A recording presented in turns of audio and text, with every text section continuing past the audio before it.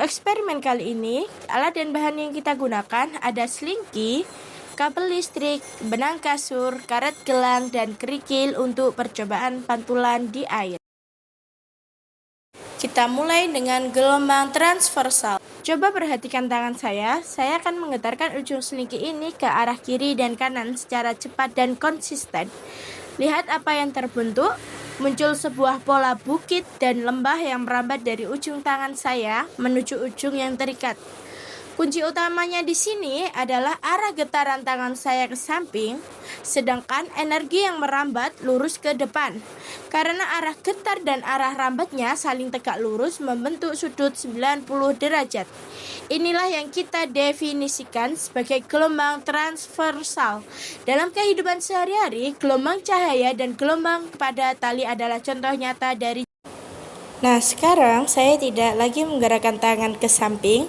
Sebaliknya, saya akan mendorong dan menarik ujung selingki ini maju mundur searah dengan panjang selingki.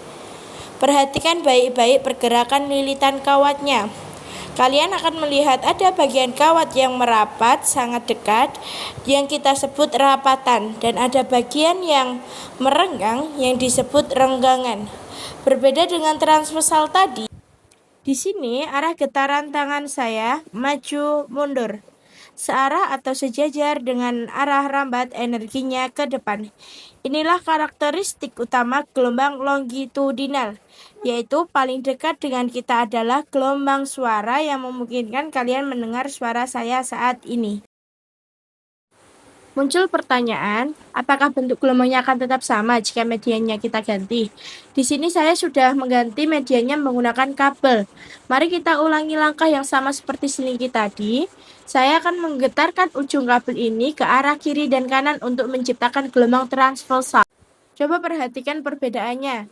Pada kabel listrik, kita masih bisa melihat adanya gelombang transversal. Namun karena kabel memiliki massa yang lebih berat dan tingkat elastisitas yang berbeda dari selingki, bentuk bukit dan lembahnya mungkin tidak sejelas atau secepat pada selingki. Itu pun terjadi pada percobaan di gelombang longitudinal.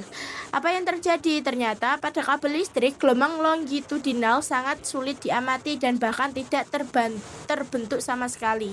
Mengapa demikian? Karena kabel tidak memiliki struktur pegas seperti selingki yang memungkinkannya ada fase rapatan dan renggangan yang jelas.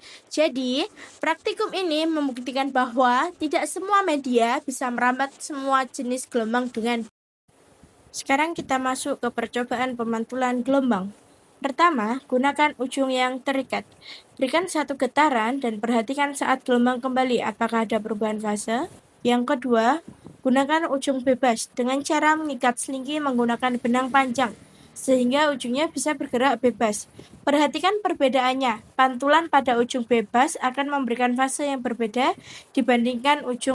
Selanjutnya, sebagai tambahan, mari kita amati pantulan pada air. Jatuhkan kerikil ke dalam bak air. Gelombang yang menyentuh dinding bak akan terpantul kembali. Ini adalah contoh nyata pemantulan gelombang di sekitar kita.